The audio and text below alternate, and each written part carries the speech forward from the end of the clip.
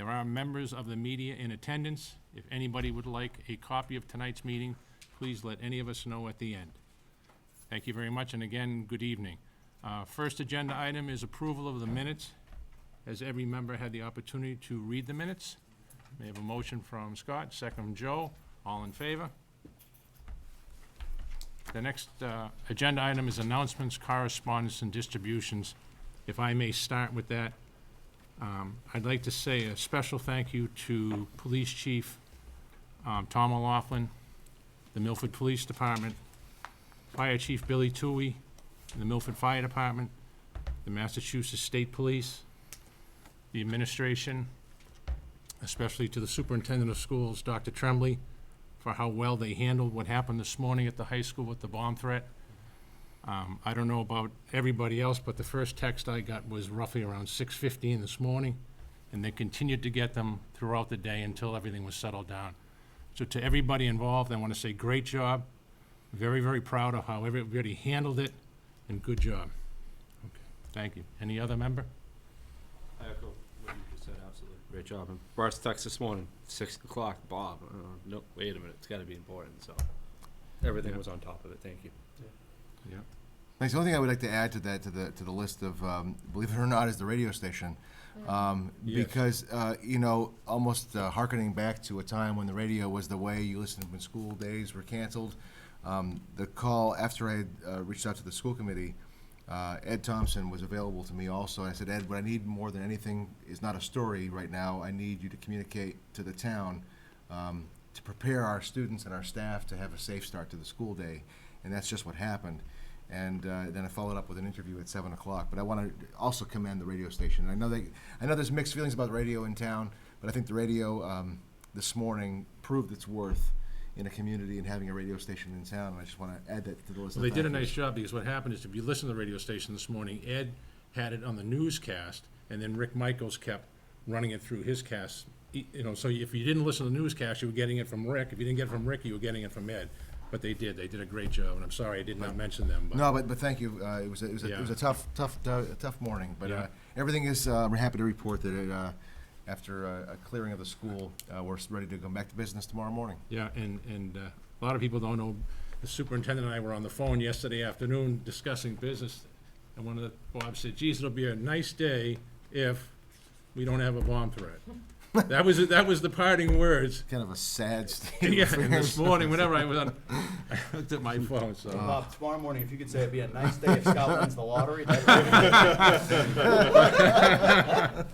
But again, I'll to put my request everybody, early. thank you very, very much. It was handled great. Thank you. And just to add on to it, Bob, I think for the people that at home that might not know that, there'll be added police at all the schools tomorrow too, That's not correct. just the high school. So Yeah. if parents are a little wary, police presence will be at all the schools. And I'm glad you said that. And for parents, because I didn't broadcast this and advertise it, but for today, understanding for obvious reasons, if families kept their younger children at home, I've excused all the absences today for students. We'll look at the staff piece as well, but certainly for students, all those absences are excused today. Just understanding the circumstances. But I want to put that out there as well.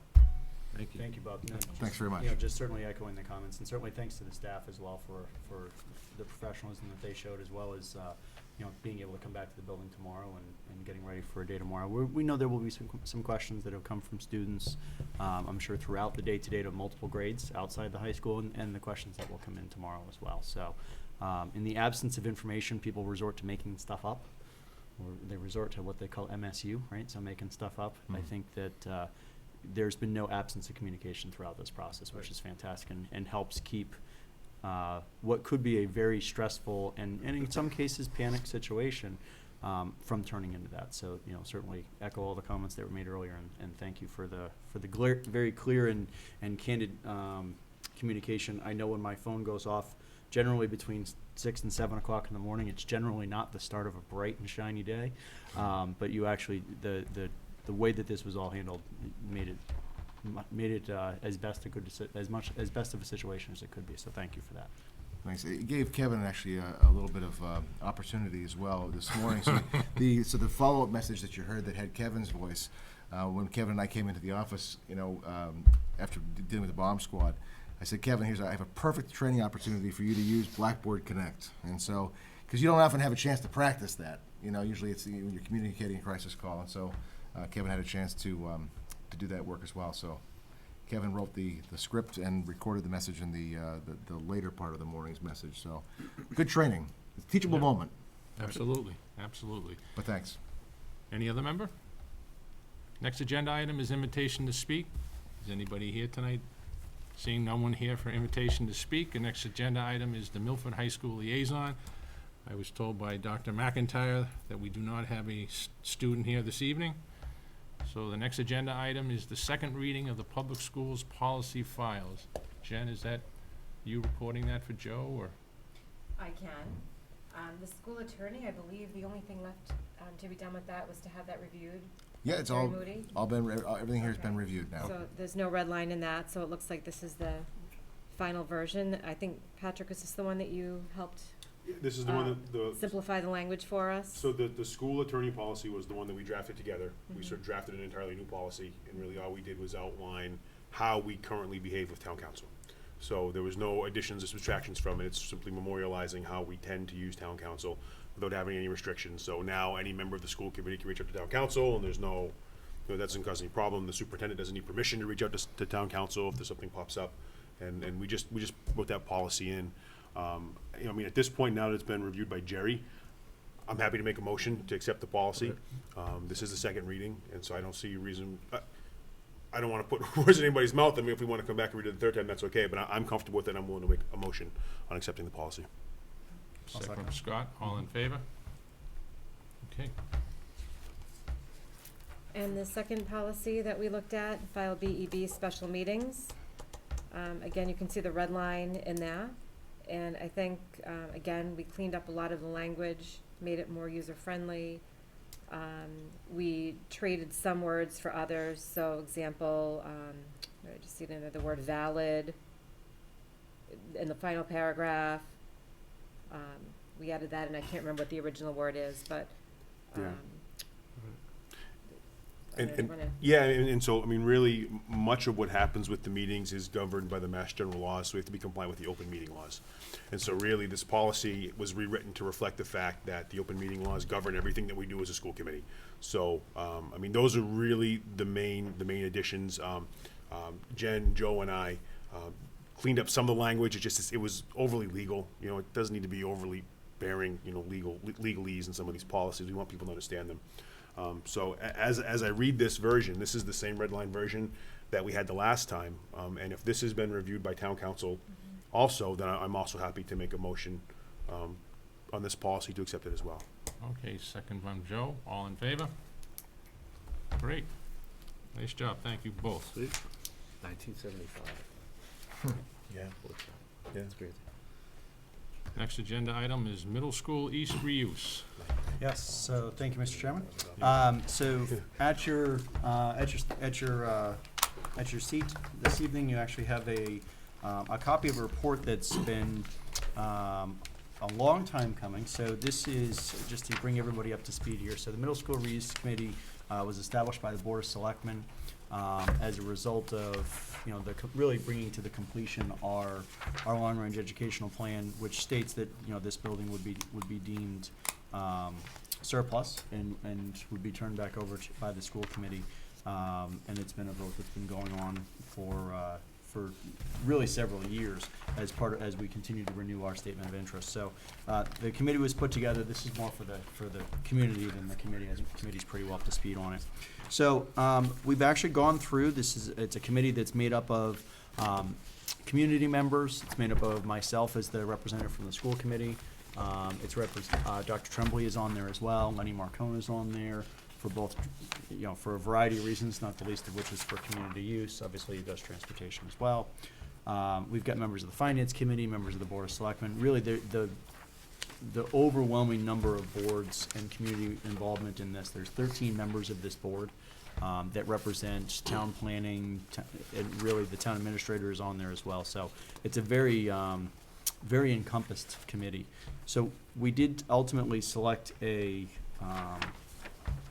Cecil Group, which is a consulting firm, which is a consulting firm that is coming in, and that what they're doing is they're helping us with assessing the building. I'm not going to go through this and read through every single page. Number one, none of you may not stay awake through it. I read to my kids when I want them to go to sleep, so I won't sit here and read to you. But I do want to make sure we do a couple of highlights. Part of what this group is doing is when you have an opportunity to flip through and read through this information, they've actually gone through, they've worked with Rob Quinn, they've reviewed the actual structure itself, reviewed the structural integrity of it, where it is for code, what potential improvements may need to be. The other piece that I wanted to make sure that I did highlight, both for the committee as well as for the public, if you'll turn to page 1 that's on there. So part of what is on here is, and what was asked of the committee was charged with really going into this with an open mind, and I'm very pleased to report that that's maintained throughout this process, and the committee is not done. This is an updated report. This is phase, probably, we'll call it 1A, Bob, is that fair Yeah, to say? fair to say. Of a four-phase process. So there's at least 4 more of these that will be coming from the Cecil group, just so you guys know. So this is a very preliminary report. I want to be very clear, because I think there's been some misconceptions that have been reported out through media, saying that there's a favor of one way versus another. I want to be very clear that's not the case. It's not being skewed of, oh, it's going to be a medical center. No, it's not. I want to be very clear. I'm not saying it won't be. I'm not saying it will be. I'm saying none of those decisions have been made. It's far too early for that to be the case. What we've asked the Cecil group to come back and say to us is, hey, what are the things that we went to the Cecil group and said, what are the things that you want us to look at as potential options? And what we were charged with is rental, leasing, sale, or maintaining the building for town use. If we go through here on page 1, what is on there is here are the different scenarios that they will be exploring. They have not yet fully explored them all. They are going through that process right now. And really they're sort of categorized. The first one is commercial office. Included within commercial office, and you can read, there's additional summaries that go on there.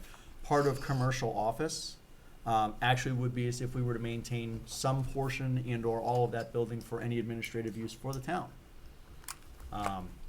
That would be still considered commercial office. It could also be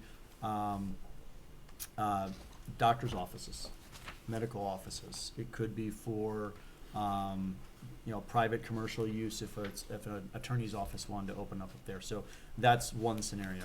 The next one is housing. Okay, so that was a piece of it, and you can see in here, scenario would provide for market rate housing as a primary use. This could be rental or condominium units. That's one scenario as well. Now bear in mind that some of these things are not, so as an example, housing right now, that area is not zoned for housing. So that would require, if that was the option that the Board of Selectmen chose to do, it would require changes at town meeting, changes in zoning laws and things like that. What we were charged with was go into it with an open mind and a clean slate and assume everything's on the table until it's not. So I want to make sure the reason why that's on there is not to say we're going to turn this into multi-use housing. It's one of the scenarios because that's what we were charged with as a committee. Okay, so that's housing. The next one is congregate care and assisted living. I think we're all fairly familiar with what assisted living is. Congregate care is very similar to that as well.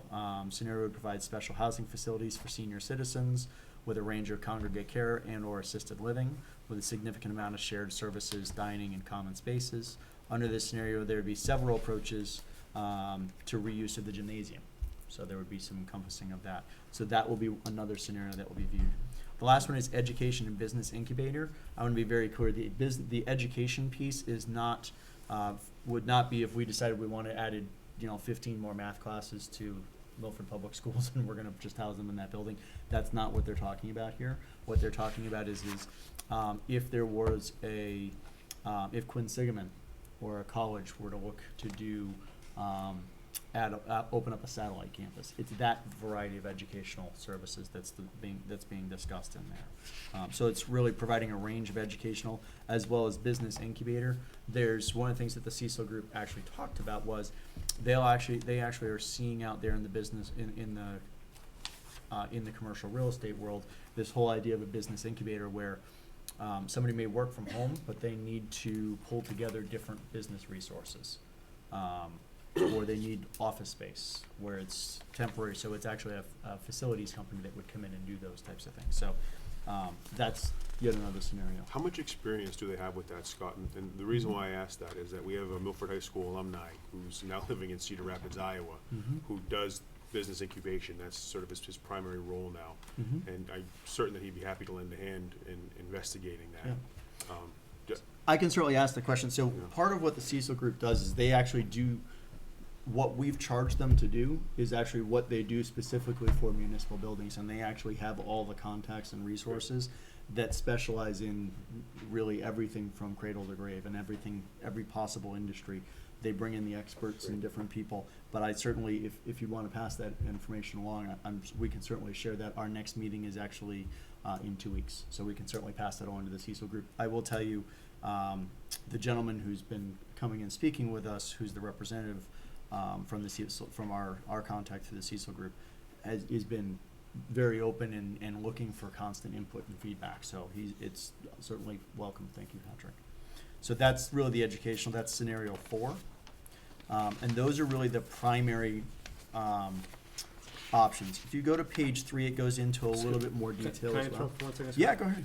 Out of these 4 scenarios, is that basically the common scenarios of what a building like this would be used for?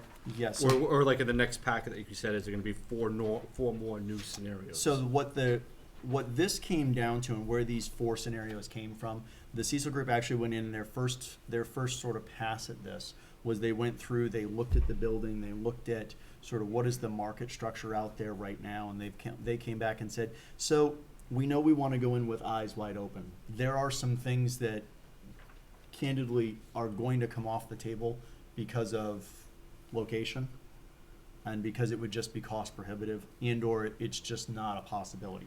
So as an example, retail space you'll see is not an option that's listed on here because for the way that this building is designed and set up, it would be so cost prohibitive for any retail space to come in and do that. In addition to it's far less expensive for a retail need to come into a place, as an example, in the former Kmart place, and just renovate that or just knock it down and rebuild something different because So it's they've- far less expensive. They've gone through everything and said these are like the best options These are for sort a of building of that yeah, type. these are sort of the ones that we really wanted to, that they really said, these are the ones we want to do the investigation on. There were, and I would tell you, the list of ones that were disqualified were very small. So as an example, retail, hotels was removed from there. This space wouldn't lend itself for that. One of the things that was discussed is just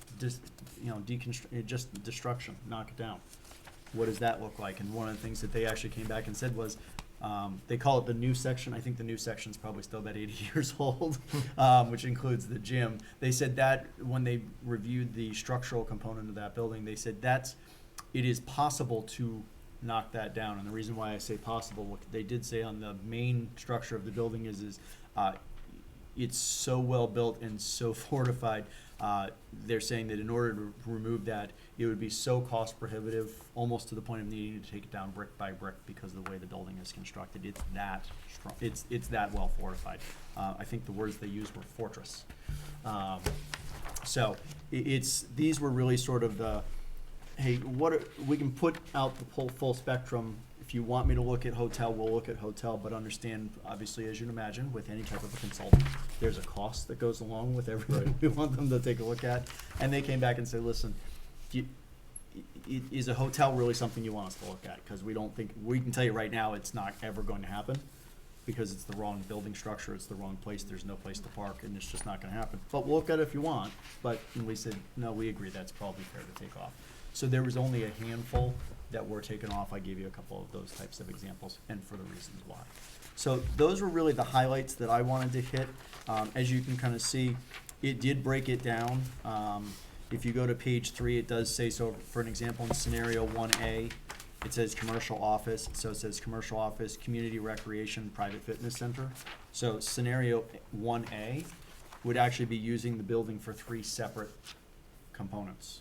Commercial office, community recreation, which would be the use of the gym or some piece thereof, as well as potential private fitness. There's a big movement in the United States right now towards, as an example, I'm going to use the brand name, but I know there's multiple versions like CrossFit. those types of private gymnasiums, great, there may be a need for, or a desire for a company like that to come in and use that. So hopefully we're kind of painting the picture here and that this is a very comprehensive evaluation. This is really phase 1A, we'll call it, of a 4-phase process, that they're literally coming and giving us a presentation similar to this each month from now through May. Bob, keep me honest. I think April it's or by May? March, I thought by March we Okay. were gonna be I think we wrapping were it up. 1 month behind on it, so it may be Okay. April now. So this is a fairly substantive report, as you can kind of see. And it goes down through, I mean, they've already looked at what are the old deeds between the Catholic Church and the building, and where's the property lines, and what does parking look like? What are the parking needs for some of these things? So it's a very detailed report. As I said, I don't, we have the information, certainly happy to answer any questions for anybody that has any. Bob, if you want to fill in any gaps or anything that you feel that I may have missed through the presentation. No, I think the only thing is the last meeting, the last piece would be that, as I understand it, the Cecil Group would be talking with Rob Quinn and also with the town administrator about what are the current square footage uses now, like, for example, for office, there's a discussion about office space at Middle School East. Like the school Right, oh, I offices. apologize, yes, so what is the needs, that's one of the, and I Right. apologize, yes, so one of the things that we've asked, in fact, actually, Bob and I were the ones who requested it for the schools in particular, was to have him work with the town administrator as well as with Rob Quinn to come in and interview town departments and as well as within the schools and saying, hey, are there needs for office space that we may have? So as an example, central administration. We've talked about as a committee before, the need for community use, potentially to use some office space there. Is there need, we know that there's some space and cramping issues at town hall. Is there some need there? So those conversations are happening now. Right. And that was a request that we had made, actually very specifically, Bob and I had made at a previous meeting. So that process is occurring as well. So I'd want to make sure our voices are being heard. I know that's some feedback that you guys have shared with us as well, and with me, and we did take that back, and that is being looked at as well. So any questions that you guys have based on this information? And I realize that you guys are kind of digesting it as well, so. I do have one question, if you don't mind. Or did someone else have? John? Oh, go ahead, go ahead, that's John. fine. In some of the scenarios where it shows, so alternative 3 assisted living, so it shows, this is on page 16, it shows golden areas that are titled assisted living, and then it shows green areas that are marked secondary use, gymnasium, cafeteria. Who would be using the gym and the cafeteria in that kind of a scenario? Would So that be if you the go to assisted living, scenario, or- what is that scenario? Alternative 3? Mhm. So if you go to scenario 3 on page 3, Yeah, and then you revert back to 16, so when it says common areas, so Yeah. common areas are hallways, so you Right. can't list those out and you can't lease them. What they're basically showing is where you can generate revenue. Okay, so you can't generate revenue in any common areas because you can't Yeah. lease out a hallway. Then the yellow is the assisted living, and so that shows some of the assisted living areas. Secondary use, gym, cafeteria, so it would say, so this is replacement with new construction, community recreation. So what this is saying is this is beyond just the assisted living. This would be, what would somebody want to do with the gym area? Would you want to do a gym? Would you want to use some private fitness center? Is there a need for Okay. community, for that assisted living area to use that space for physical fitness, for social activities, things like that? So Okay. that's what that definition So is. even with one, a decision, if it were to be assisted living or whatever the other options are, it could still be multi-use? Absolutely. Right. Okay. Yep, Okay. and that is one thing that's, we've made very clear to the Cecil Group, and the Cecil Group has made very clear to us that that Yeah. is what they will be looking at for us too. That Okay. it's not very few, in fact, I don't think any of these scenarios are all or nothing. Okay. They're all sort of multi-function, multiple options, sort of, that's why you see 1A, 1B, 1C Okay. type of thing. John? Yeah, thank you, Mr. Chair. I have a lot of questions and comments on this Cecil Group study, but I think at this point, it's premature because it's preliminary. There's a few more reports coming, so I'll hold off on that discussion for now. But what I question is, we've made reference to central office possibly going there in some of these scenarios, the community use, in other various departments. But what I question is, have we done any kind of an in-depth analysis of how as a district we could benefit by utilizing this school? What can we do with it if this is based on the assumption that we're gonna declare it surplus, but what can we do if we don't declare it surplus? What programs could go there, what departments could go there, what could we do with the space in-house that we free up by moving, if we move central office there? What lease opportunities are there? I mean, I'd like to hear a lot more from how as a district we could benefit by, further or continued use from this facility, and I'm looking for thoughts, comments. I would guess just from my ask, fellow board members. Wasn't that one of their charges to, Yeah, that was the last piece that we just talked about, was that they're gonna come in and talk about what not educational use space that we would need, but administrative use space. Yeah, That I mean, was- but my point is, how can we benefit educationally by freeing up space here, or I'll utilizing defer to- some space there? I would defer to Dr. Tremblay on that, because that was a conversation. that we And had. I don't know that there's that you're ready to answer that question tonight, but should we put any more, should we do some, meet with the administration, the principals, and get thoughts and ideas? Well, certainly Get their we can certainly do perspective. that. I mean, one of the things, in following up on the finance committee's meeting we had before, the more we can make attractive programs and expand vocational programming and things that are driving some of our students out of Milford, the more we can seek opportunities to keep those in-house, the better. What I don't know is the correlation between that effort and the space being available at the high school, solving that or being the means to that end. We could certainly look at that. We've not really done that. To Scott's point earlier, we are waiting for the Cecil Group to reach out to us. We've put it on the table about square footage and finding out what we use currently in our space. Certainly, if you think about the number of programs that are at the high school, where you're headed, community school use, the special education office, facilities, and the list goes on. And if you move all of that out of here, it certainly does free up. There'll be a resulting, maybe unanticipated cost of having to renovate now at the high school in order to use that space as classroom space. We have to consider how that fits into the equation as well. But certainly we could do that. We could begin that look. I'm hoping that the Cecil Group, That's part of what next we phase asked will them, do but some of I that. think what John is saying, and I don't want to put words in your mouth, I'm just trying to make sure I understand the question too, is what are the educational needs / wants, not so much office administration stuff. Yeah, what does that do for our district educationally? Mm. What, short-term and long-term? we can certainly broach that Yeah, with I the high just school want- principal and see what kinds of programs, maybe where we're falling short, to make us even more competitive as a high school. We can certainly look at even that. Sarah's program, So, Bob, I do want to make sure that we, Family Network. All right, yeah. Bob, because we had talked about this as well, and I just want to make sure, because I think John's questions are very valid. We had discussed, and you had reported as well, as far as educational need for the district, that there was no educational classroom need for the district. I want to make sure I distinguish between need versus want. Mm-hmm. There was no educational need for the district at the time that we were putting this through, and there was not an educational need as a result of certainly our long-range educational commission.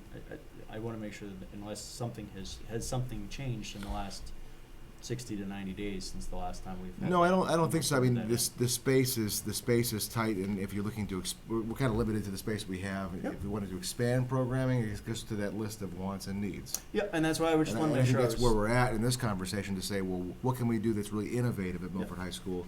And is there now, there's a want, then become a need, and Yep. we want this, therefore we need more space to do that, and maybe that's the next conversation. And to John's point, I think, what are the wants, right? So are there some wants and what could we do? Could we take this district to a different place? But it's the want versus, because again, we talked about educational need was the question we were Mhm. very specific on. So we did ask need versus, to your point. what Yeah, can and it we makes do if sense, we- that's a From a distinct lot. difference. But I'd like to get feedback from, Sure. the principals at a minimum, if the committee agrees. Yeah, it's a valid point, John. You all set? Yeah. Jen? The only other thing I wanted to add, kind of going off of what you were saying, John, is it's possible that one of these scenarios, even if it's not used directly by the school department, it may offer some other opportunities for students. So, for example, I'm looking at assisted living, and so if some kind of an assisted living facility were to be part of that, I automatically start thinking about what kind of program might we be looking at in the high school in terms of human services and things like that, where we could look at some kind of a private opportunity that goes in there that could then become a partnership with our high school. So there are a couple of different ways of looking at it. One, is there an educational need that the public schools could be, taking part of by directly using that building, or are there other indirect things that we could be capitalizing on in terms of what kind of different things we want to offer for our students? Valid point. Any other member? I guess the question that I would have, I'm sorry. I'd just like to know, for the sake of the public, where can the public view this report? Can they get a copy to read it? We certainly have copies here. We can arrange to have it posted, and Yeah, I'll reach out to the town administrator, who's been kind of the point person Right. on this, to see if he's posted it on the website in the town as I well. think So- he had said he was gonna be posting that on the town website, but can we just confirm Yep. that it is on the town website? And I think having, if it is in the town website, a link through our site would be fantastic. Sure. Maybe through even the middle school East Link as well, or if not, then we can post that as well. And actually, each subsequent one going forward too would be great. I'll take care of that tomorrow. Great, quick. Thanks, Patrick. So the only other question that I would have for you is, and this is truly off of Joe's question, so you, in the report, you give us 4 scenarios. Mm-hmm. What is gonna be the difference in the 3 more studies that are gonna be coming if they're the same? They're gonna give us 3 more different scenarios of these scenarios? So no, what they're gonna give us is the details of those scenarios. So Okay. right now, we've said, all right, so go look at commercial office use. Okay, great, so here are the types of business, here's the interest, here's what you could expect for if you were to lease the building, here's what the Okay. revenue would be off of that. If you were to sell the building, here's what the revenue would be off of, here's what the expected revenue, here's the time on market that you would expect if you were to sell it. Here's the expected vacancy during the time if it was a leasing and you hire a facilities company, as an example. Those are the level of details. Here are the types of industries that you potentially accept, because it may be, great, we wanna look at really commercial office space, wow, I wanna be very clear, I am completely making up a number off the top of my head right now, please don't quote me on this one. Wow, it's $1 million a month in revenue, and then we look at it and go, yeah, but it's a commercial business that we don't have an interest in bringing to town. So, those are the types of things that they'll Okay, come back with. thank So, you. yeah, these are the sort of the overarching, and now we're gonna get into more details. Okay, thank you. Great question. Any other members? All set? Okay, next agenda item, report of the Assistant Superintendent for Curriculum Instruction and Assessment, Dr. Kevin McIntyre. So I have 3 updates for the committee. The first is the Assistant Superintendent for Curriculum Instruction and Assessment search process. And you have a packet that was placed with you this evening. This process is basically looking at 3 steps. 1, a screening committee to review applications made up of our curriculum team leaders, and we'd like a cross-section from across the district, K through 12. They would identify semifinalists. Those semifinalists would be interviewed during the week of February 22nd. And this committee would be composed of the superintendent, assistant superintendents, special education director, ELL director, and a building principal. And that group would develop finalists, and we do site visits and determine a candidate, hopefully the week of February 29th is the plan. Sounds like a plan. Yeah. So it's, I don't know if anybody has comments. Pat? So, Kevin, when we created this position and we found you, Mm-hmm. we did that because we felt that there was a need that we had to address in curriculum. We wanted that skill set. We wanted to bring that skill set into the district, and so that's why we hired you. So I now see the same title on this job description, Mhm. knowing that it is your skill set already. And so,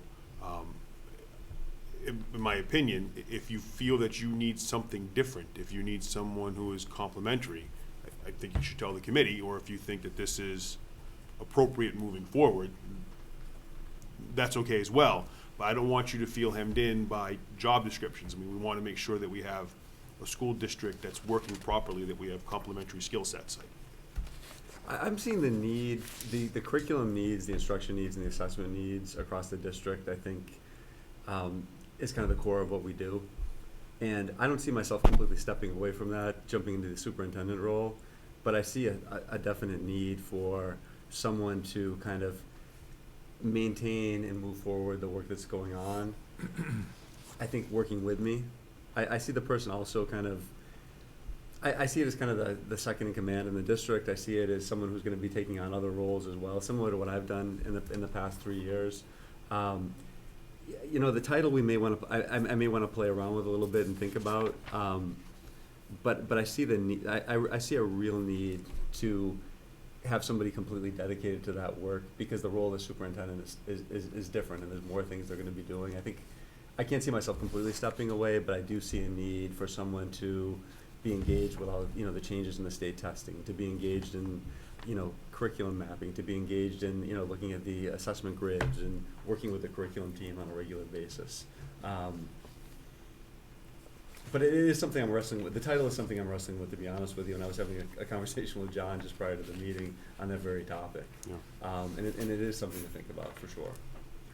Correct me if I'm wrong, Patrick, truly what you're saying is with Dr. McIntyre already having strong curriculum and academic skills, would we consider transferring back to the traditional assistant superintendent of schools? If that's what he'd like to do. Right, yeah. Yeah, and that, as Kevin said, that's something we touched on briefly for a minute or two before this meeting, and I had the same thoughts as you both just. Again, I don't want to dictate what this position is Right. to you. No, but I don't want you to it's a great think. question. I don't want you to think, and please, committee, correct me if I'm wrong, but I don't think it's our intent to dictate to you what this position should be. We need this to be the right position for our school district. Right. And so, if we have to look at job descriptions or adjust job descriptions or titles, or whatever you think is going to address the needs of the school district moving forward, I think we want to make sure that we're doing that with this person, because it's a lot of money, Absolutely. and we want to Yeah. have a productive role. I think to Patrick's point, I mean, when this position was created, it was created to fill a need based on the recommendation of Dr. Tremblay and the superintendent of schools.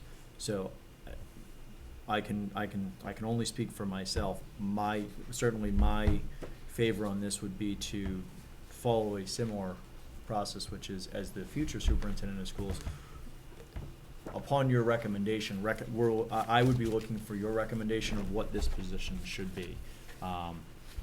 Whether it's additional support for the curriculum piece, is it curriculum, instruction, design, assessment, and what, X. sort of dot, Yeah, right? yeah. So what does that next piece look Yep. like?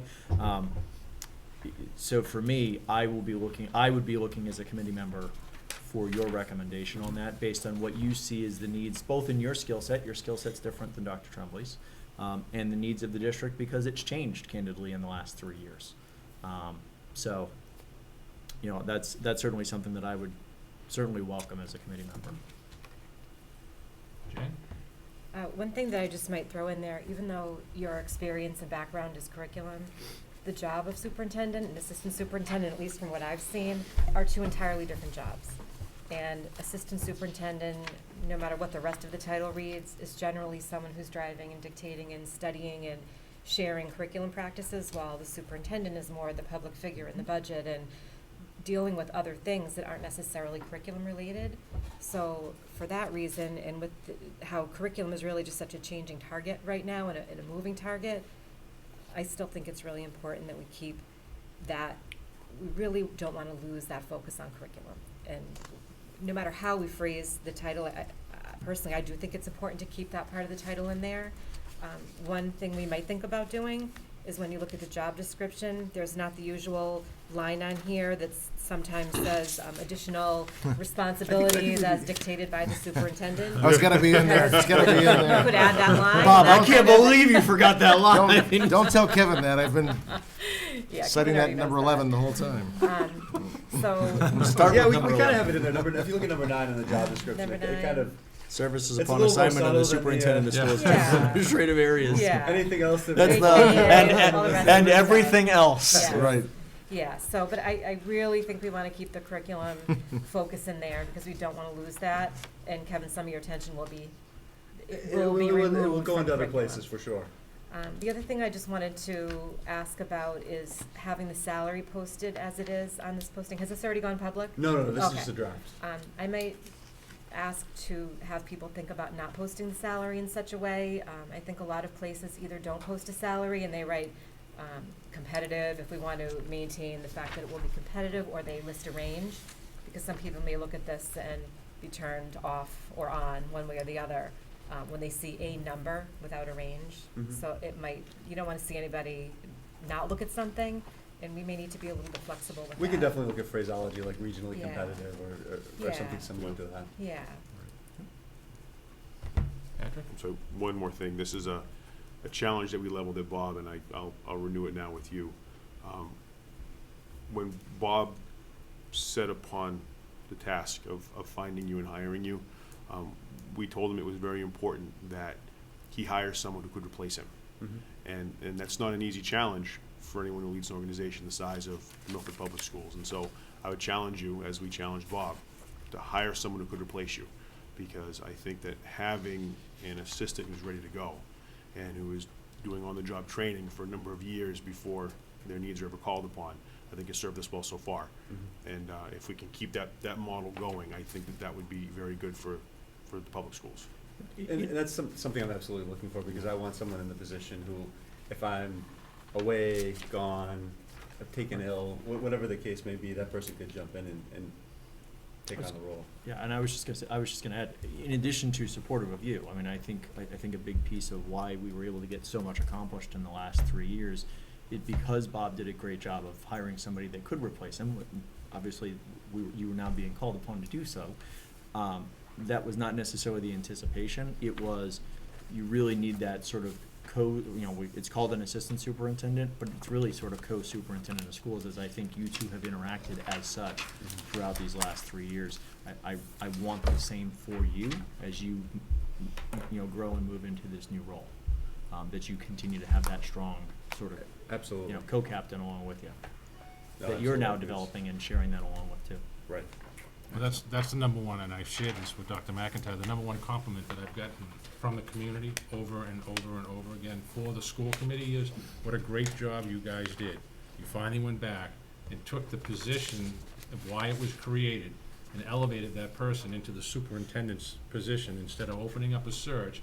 That's why the position was created for that person to work, as Jen said, alongside or with the superintendent of schools, so ultimately, move on and replace him, and great job, so, I agree, so. The only other question I would have for you, Kevin, and maybe I misunderstood you, so when you bring the candidate, I know we have no role in the hiring of it, but I thought you were going to, and I might have misunderstood you, bring the finalist or semi-finalist, just to kind of have a meet with us before you make the final appointment? So you're saying here that you're gonna have made the appointment when you bring that person to us, which I'm not questioning, I'm just, so I'm clear on it. Yeah, and then again, it's flexible. This is a draft, and I'm happy to have the finalists come before the committee before they're offered the position. I think that's a reasonable Committee, how the committee expectation. feels, I just, Yeah, I think that's reasonable. John? No, I think it is a point of process that this is basically a dual hire. It does have to be approved by the school committee before he's actually appointed as the superintendent. I forget how the law reads. I did do some research in the last month, but it's something to the effect of superintendent hires with approval of school committee. So we are jointly involved in this. It's not exactly as it's outlined, Right, but, well, that's what I meant, and I thought and that substantiates your we had your had question. conversation like that, Kevin. I agree with John, it was, Yeah, and that's easy enough to do, and Yeah. we can ship that. I think that's a reasonable expectation. I just wanna be clear, it's not our Yeah. appointment, it's No, no, no, yours, no, no, no. but, No. Well, you know. it is dual, and I have it in this portfolio somewhere, but okay, I don't think it's necessary to dig it out at this point. okay. The superintendent, assistant superintendent, and director of special ed, That's our those all require our Yeah. approval, yeah. Yeah, we can make that adjustment. Okay. That's easy enough to do. Thank you. The only other thing I wanted to ask about, it mentioned that there will be one principal on the interview committee. Do you think that you might consider having two principals on it at two different levels, like an elementary and a secondary, thinking that they might look at things differently with a different lens? Yeah, we can absolutely do that. Yeah, I mean, if those people are available, it just might Mhm. be nice to The have. thing I worry about is it's a pretty big time commitment to do the interviews, and I think Yeah. we'll have an eye for that if we can get somebody from the elementary and somebody from the secondary Yeah. to be that'd great. represented. Thank you. Okay, Kevin? All right. Number 2, new superintendent faculty and parent forums. So what I've provided you is just a schedule of each school, and for each school, we're gonna do a separate parent and faculty forum. I looked at a few different ways of doing this, and really what I wanna do is engage, rather than have a larger audience representing the entire district, I'd rather engage with each faculty and each parent group individually. And I think that gives a little more personalization to the process. And I'm seeing it less as kind of a broad introduction and presentation and more as a dialogue between, the faculty members, which we have kind of an ongoing, but also the parents as a process. And these are the dates that we've been able to secure for each of the schools. This is, just, if I may, Mr. Chairman, this is, we'd kind of talked about this, and I apologize, they're blurring a little. Last meeting or the previous meeting, kind of the idea of talking about like a town hall type of an event. Correct, This correct. is- So we'll That's have- what this is, this is sort of the town hall forum to be able to speak to parents, any faculty that wants to come in as Correct. well, any community members. Correct. This would be opened up to everyone. And I've separated out between faculty and parents, so it's Right. kind of an open invitation to the community on the parent day. And how would that be, just from a parent perspective, from a community perspective, how would that information get out to So, how would the yeah. public be able to be made aware of that? Each school is publicizing it through a variety of factors. If they have a Facebook page, they're doing it there. They're sending it out with their PTO newsletters, their weekly newsletters. Depending on the school, the vehicles kind of vary a little bit. And for example, like at Milford High School, we're doing, it is part of a parent coffee, so it's a morning event. So sometimes it's piggybacking on another kind of meeting, whether it's a PTO meeting, a school council, that sort of thing, depending on the school and the culture of the school. So we're kind of working with each school to try to develop, to kind of either piggyback it or have it independent based on just how their schedule operates. If I may, Mr. Chairman. My ask would be on that, obviously, whatever the pleasure of the committee is. My only ask on that would be is if there's an opportunity to either leverage the radio, or some other means to get it out to, certainly updating our Facebook page and getting that advertisement out. I'd love to see that word be able to get out, given the impact that your new role and Bob's current role has on such a massive population. Mhm. It's 60% of the budget. It's the primary motivating factor for property, for property values in the town. I want to give this to be an opportunity for all community members, in addition to parents, to be able to come in and be able to participate, even if it's, even just for a meet and greet, but to be able to meet you and hear what you're all about. Absolutely. As you have this role has a very significant impact on their lives, regardless of whether they have children or not. Mhm. Absolutely. We'll Great. try to publicize it in a number of ways. Excellent. Any other member? I just Jen? wanted to add, really just a thank you. And I think that one of the things that always amazes me in this district is the visibility of our central administration and the number of things that people are at, from the pre-K level all the way through the high school. And to me, this is a wonderful first step of saying we're going to continue another part of the seamless transition of Dr. McIntyre will be out there, he'll be available for parents. And I think a lot of times parents are much more willing to go to something at their own child's school than the mass meeting would have been a lot easier for you than being out all of these nights. So thank you for offering this But it opportunity. recognizes too the unique culture and kind Yeah. of experience at each school, and I want to try does. to respect that. Yeah, well, it's great. So thank you. Any other member? And your last? Last piece, and I'm going to have Corey join me on this one just for a couple minutes. I just want to give the committee an update on the curriculum mapping project.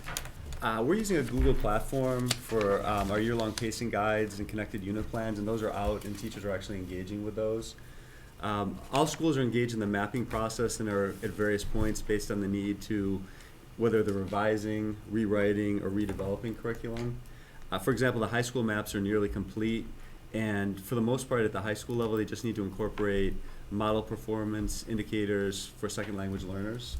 And we actually have a representative from MatSol joining us for our February curriculum team meeting to provide professional development on incorporating those WIDA standards. And that's going to be for everybody, but the high schools at that point, that's kind of the last piece they need to complete for the majority of the curriculum maps. And I MatSol wanna- is the Masters Association of Teachers Of second languages. Second languages. Just, Yeah. we throw acronyms around in education all over the place. And I couldn't even come up with that one, to be honest with you.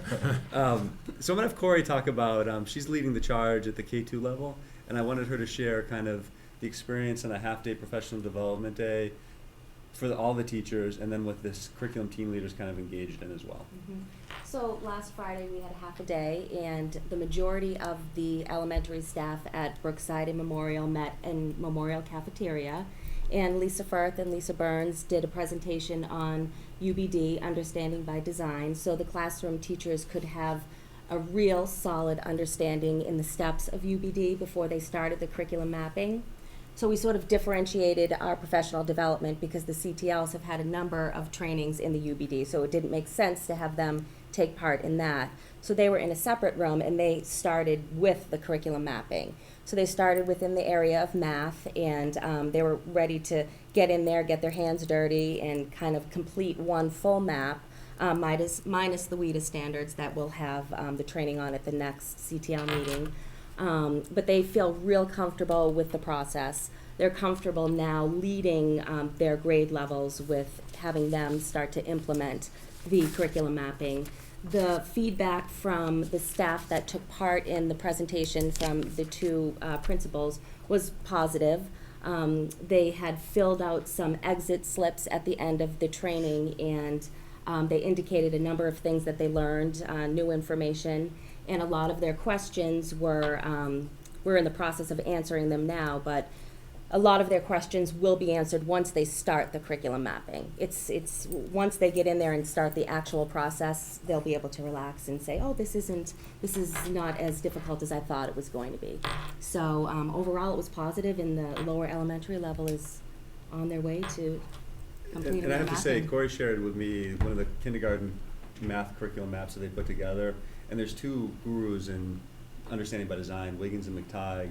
And the map that they put together on a first run looked like they kind of showed before and after maps, like what like a kind of a lousy map looks like before, and what a kind of a complete finished phenomenal map looks like. And it really looked like that complete finished phenomenal map, which was fantastic because it was really a first run at it for that particular level. So I thought it was awesome. And it's just an example of we rolled this professional development out the right way. We didn't force teachers to get right in there with the curriculum mapping. We did it the right way, so they're comfortable with it, and they'll be able to engage and whip these curriculum maps out in no time. And the story at Woodland, the high school, and Stacy are very different because they were in different stages. So we're really taking this approach of meeting people where they are and moving them along at a reasonable pace. Any questions, any members? No? I'm going to add one more comment to that we hadn't talked about, is the homeschool families in Milford. We have a number of homeschool families. So these are families that this money is, the taxpayer dollars are staying in the town, but the families are choosing to educate at home or in some sort of consortia that they've created themselves. This is significant for that because a number of times, especially as students get at the elementary level, as they get more specialized instruction, parents will often matriculate those students back into the school district. A scope and sequence like this, the mapping that's clear for those families, because we provide that as a resource to those families as well, that will keep us having to do a lot of remediation, as we often will find ourselves doing with homeschool when they enter the district. So it's another sort of unintended benefit of the kind of work that's happening. That's long overdue, but it keeps changing with the state frameworks, and we still have some frameworks that are back in 1999. I'm not sure we'll see the light of day on those, but Yes, they tend to try to stay away from social studies and history. It's kind Right. of the third rail of standards. but thanks for the great work you guys have been doing too. Thanks for the Patrick? lot of comment. Yep.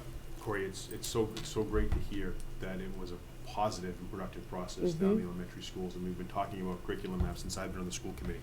I mean, so this is 6 years in now.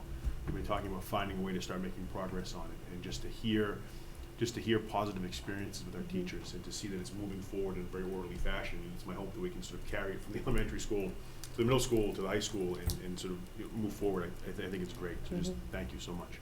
It's fantastic. Thank you. Thank you very much for taking the charge. Thanks, Corey. Okay, next agenda item, report of the Assistant Superintendent for Business and Human Resources. Yes, I have for the committee's approval this evening 4 warrants. The first warrant is in the amount of $165,444.75. Motion from John, second from Patrick, all in favor? The second warrant is in the amount of $24,997.03. Motion from Joe, second from Jen, all in favor? The third warrant is in the amount of $433,204.45. Motion from Scott, second from Jen, all in favor? And the last warrant is in the amount of $9,294.34. Motion from John, second from Pat, all in favor? I also have for the committee this evening an out-of-state field trip request for grade 1 at Brookside. They're traveling to the Vets Theater in Providence, Rhode Island, and that is happening in May, and it does require a school committee vote as it is out of state. Okay, and just a question, Kathy. Sure. I did see it, that, there is a nurse, right? Okay. There seems Stagny signed up. Okay. And this is the one that we do this every year, don't we? Yeah. Yeah. This is, Yes. I'll take a motion. I'll make a Motion motion. from Scott, second Second. from Joe, all in favor? And the committee also has the latest financial update. There is nothing to report that we need to discuss in terms of a deficit. We have some gifts. And we have a couple gifts. Okay, so the first gift, the donors are Lacey and Malcolm Beaton. It's for the Family and Community Network in the amount of $100, very generous. I have a motion from Joe, second from Jen, all in favor? And there's multiple, Mike, if you On go this one? through, yes. Oh, so. Do you want me to read them all together in motion one, or? Sure. It's all going to Family Network. Okay, so the next one is Anna and John DeToma. Again, the Family Community Network gift, $25. Purpose is program, events, and playgroups. The next one is Edwin and Marlon Mendoza. Again, Family and Community Network. The amount is $25. Again, it's programs, events, and playgroups. Please forgive me on this one. Helene Waters and Craig Waters, again, Family and Community Network gift, programs, events, and playgroups in the amount of $25. Tarek Muntasir, again, Family and Community Network gift, purpose is programs, events, and playgroups in the amount of $100. Next is Wayne and Mitzi Albert, again, Family and Community Network gift, the amount of $15 for programs, events, and playgroups. And what do we got here? The next one, it looks to be a check for the amount of $25. I don't see, who's it from, Bob? Sarah? Is it not attached to it? I believe that's just the backup, Mike. I think These are you just completed oh, these are them the all. letters. These are all Yes, like each yes. of these. Oh, okay. Should put them in All the right. back. And with that, take a motion from Jen, second from Patrick, all in favor? Okay. And the next gift is from the Waters Corporation. The name of the gift is Science Olympiad. Very generous gift of $1,000. Wow. Great. Take a motion from John, second from Scott. All in favor?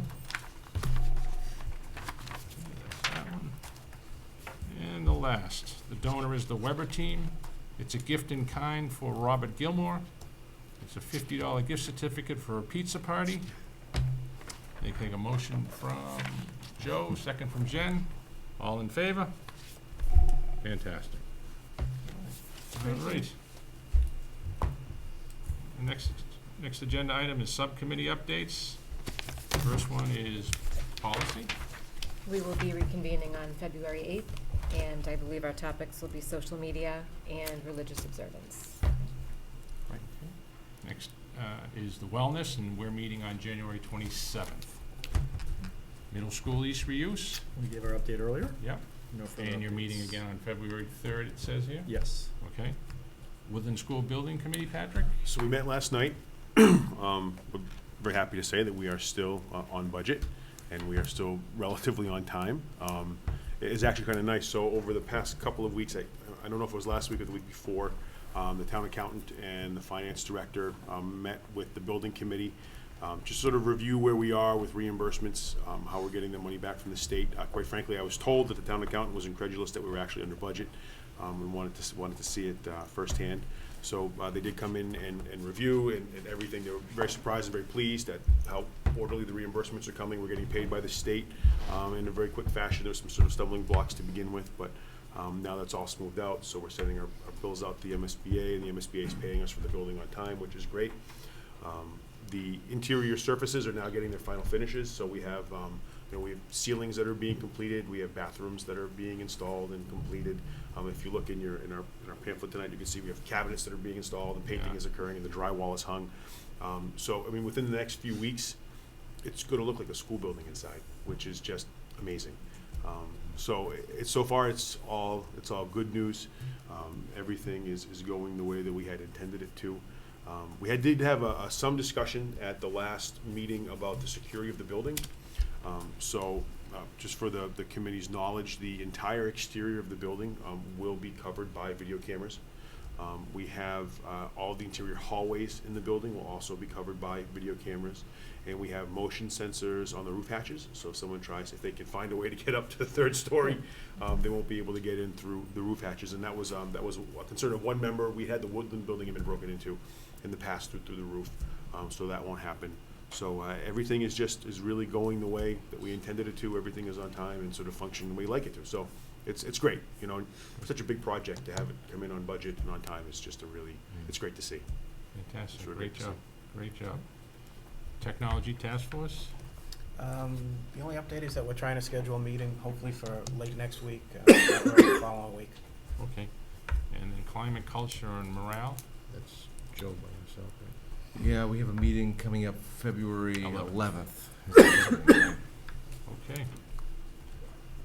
Next agenda item is school liaison updates. Did anybody have an opportunity to get into their schools? Okay. No. Next agenda item is future agenda items. Does any member have any future agenda items they'd like to have brought up? Next agenda item is old business. Do you have any old business? And with that, I'll ask for a motion for adjournment from Scott, second from Joe. All in favor? Good night, and thank you very, very much.